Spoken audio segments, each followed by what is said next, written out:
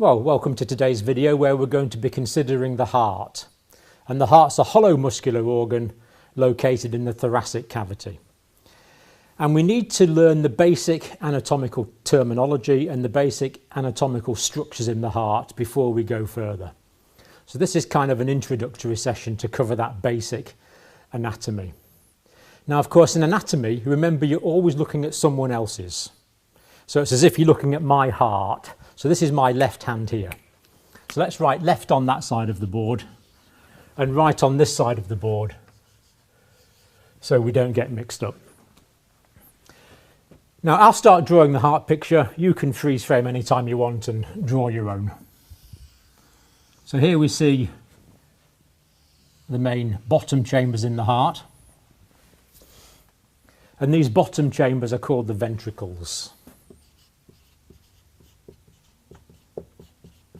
So we have a left ventricle on this side and a right ventricle on the other side. And the left ventricle particularly has a thick muscular wall. So here we see the thick muscular wall of the left ventricle. And of course the right ventricle also has a muscular wall, but it's much thinner. Now, why is it that the left ventricle has a thick muscular wall and the right ventricle has a thin muscular wall? Well, as we'll see, it's the left ventricle that's pumping blood all around the body into the systemic circulation.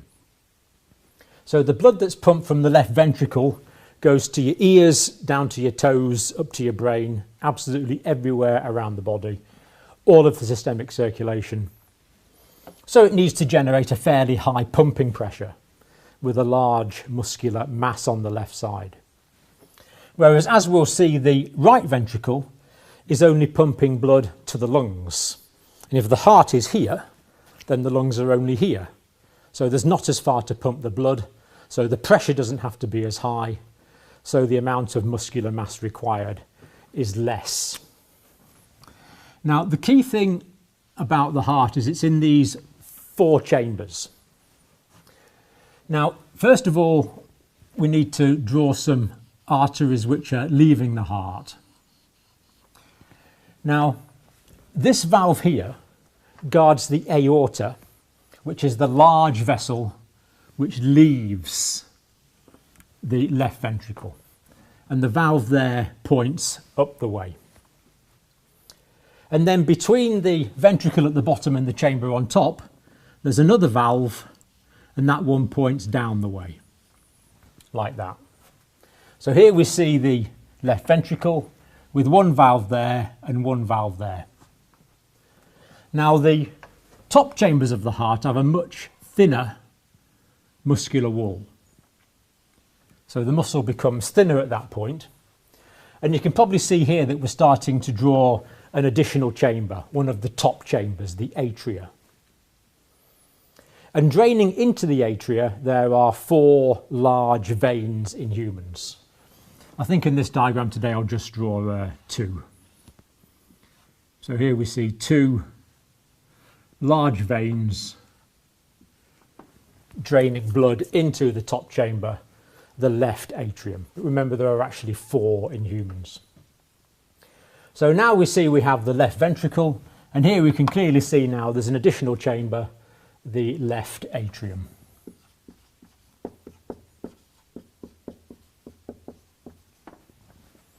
So left ventricle, left atrium. Valve pointing down the way, valve pointing up the way. And this valve between the atria and the ventricles below is called an atrioventricular valve. It's between the atria and the ventricles, so it's atrioventricular valve or atrioventricular valve.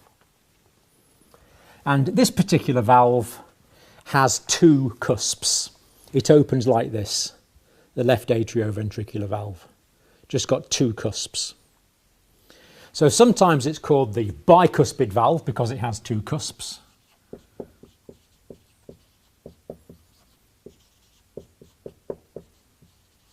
But its proper name is the mitral valve. So the left atrioventricular valve is the mitral valve, and it has two cusps. The valve between the left ventricle and the aorta, that is the aortic valve.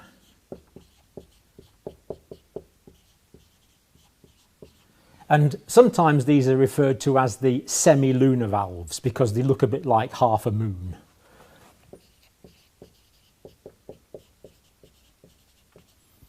So the aortic arterial valve or the aortic semilunar valve, that's that one pointing up the way. So as we've said, this vessel is the aorta,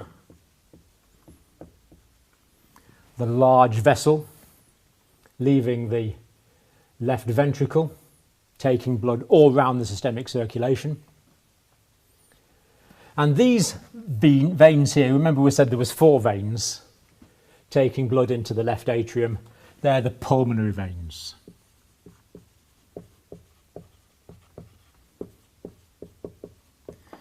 And of course, pulmonary means to do with the lungs. And the terminology is very simple. An artery is any vessel carrying blood away from the heart, while a vein is any vessel carrying blood towards the heart. So because these are veins, we know they're carrying blood towards the heart.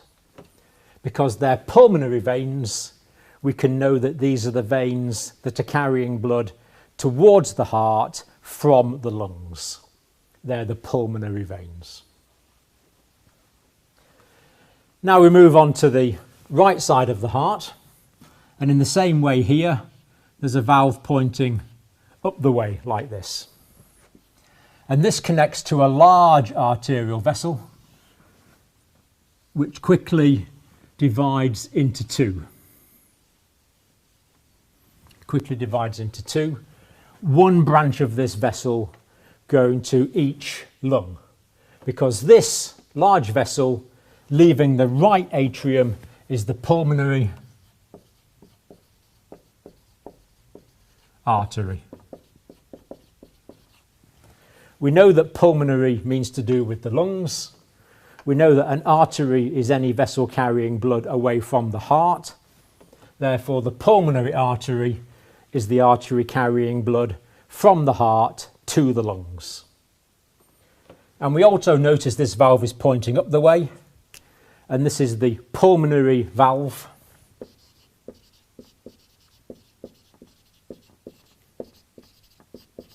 That is the pulmonary arterial valve, also sometimes called the pulmonary arterial semilunar valve.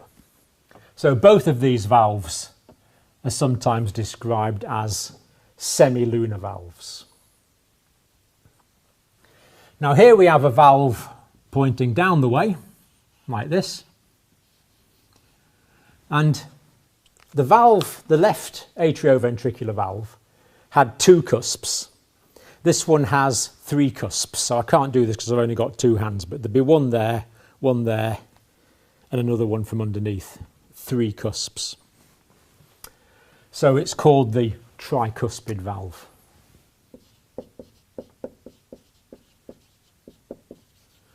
So the right atrioventricular valve is called the tricuspid valve.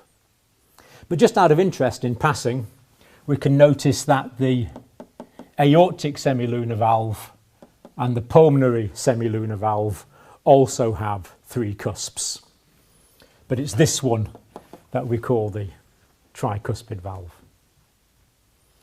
Now, what we need to put on now is the final chamber of the heart, which is the right atrium. So here we have the right atrium, and there are 2 large vessels flowing into the right atrium.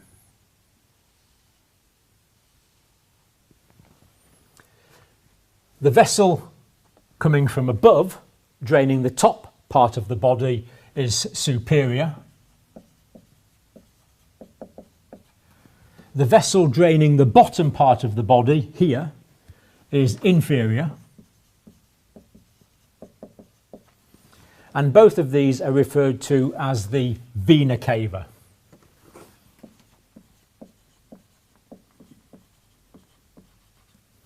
So the vena cava is the largest vein in the body.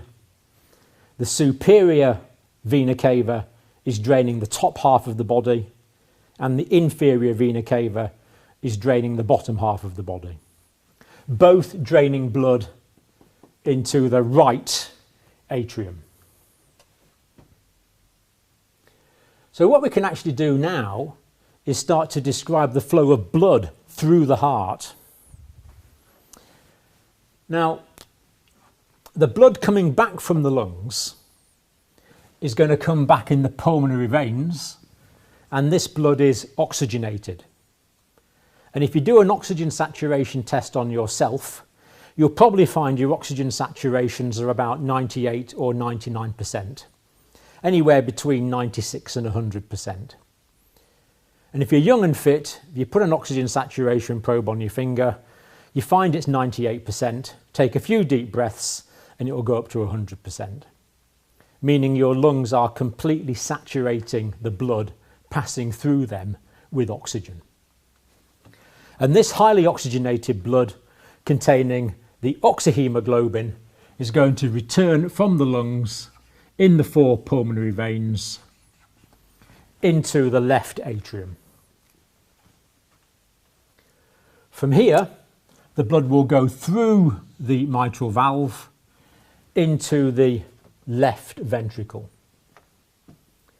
When the left ventricle contracts, that blood will be ejected through the aortic semilunar valve into the aorta, from there into smaller arteries, perfusing all of the systemic arterial circulation. And then as the blood goes around the tissues of the body, it's going to give up some of its oxygen, not all of it, but some of it. So when it arrives back from the systemic venous circulation, from the top half of the body, it's going to arrive back via the superior vena cava. And from the bottom half of the body, it's going to arrive back via the inferior vena cava. And this partly deoxygenated blood, which traditionally in biology we draw as blue, even though it's not blue, it's still dark red, drains back into the right atrium. From there, the blood will go through the tricuspid valve into the right ventricle. When the right ventricle contracts, that blood will be ejected through the pulmonary arterial semilunar valve, and it will go to each lung. So the blood flow through the heart is regulated by the 4 valves, and it's going through from the atria to the ventricles to the body, back to the right atria, right ventricle, pulmonary artery, and off to the lungs. And we'll look at how this happens in more detail shortly. But just before we do that, I want to finish off the anatomy. So let's just summarise the basic anatomy we've got so far. We've got the 4 pulmonary veins.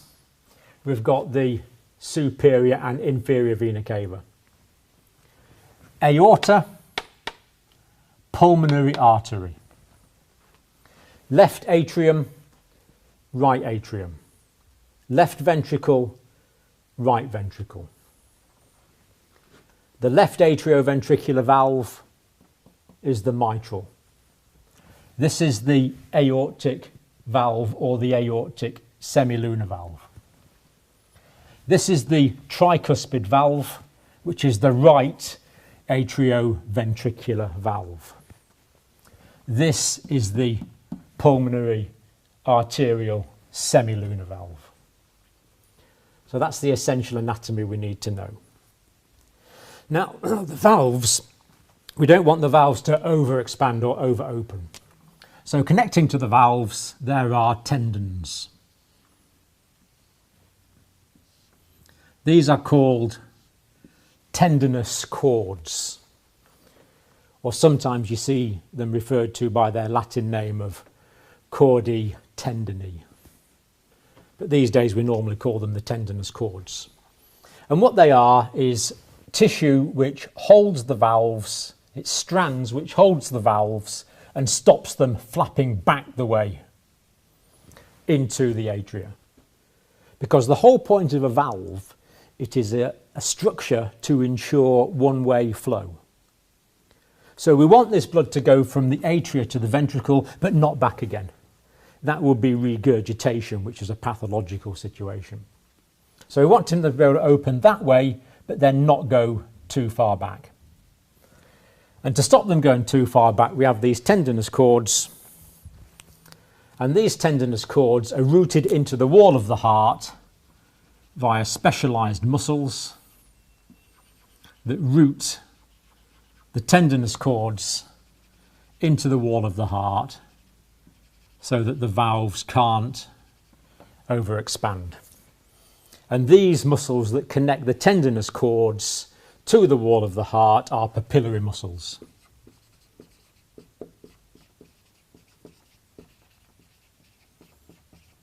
The papillary muscles. So we've looked at the chambers, we've looked at the vessels, we've looked at the valves. The other thing we need to learn when we're starting to learn about the heart are the layers of the heart.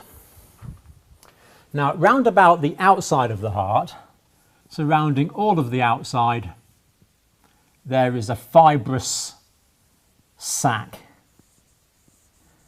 This fibrous sac is very important because it provides physical protection to the heart, in addition to the ribs and the vertebrae and the sternum. It's made of tough, fibrous tissue.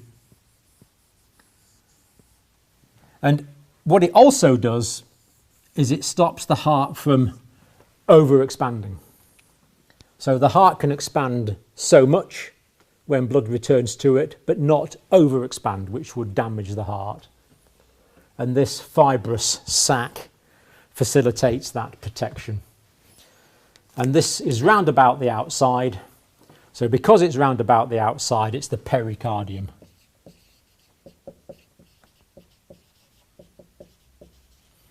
So peri means perimeter. It's around about the outside. Cardium is the heart. It's the pericardium. And it forms a sac in which the heart sits to protect the heart. Now, lining the inside of the heart, we have a layer of squamous vascular endothelial cells. This is a very thin layer, but it goes all round about the inside of the heart. And this is very important to make sure we have smooth blood flow, because we don't want any turbulence in the blood flow through the heart. So it's a nice smooth surface of squamous vascular endothelial cells. And this is called the endocardium.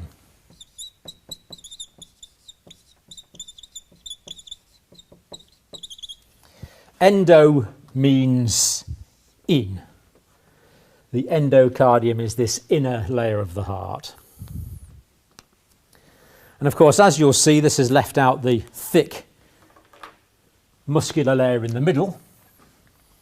And all this area here, thick muscular wall of the left ventricle, this bit that goes up the middle, the wall of the left atrium, the wall of the right ventricle, and the right atrium. All of this contains bands of a specialised muscle called cardiac muscle. It's a striated muscle. It's arranged in various bands that allow the heart to contract in the most optimum possible way. And this vital muscle, of course, is the myocardium.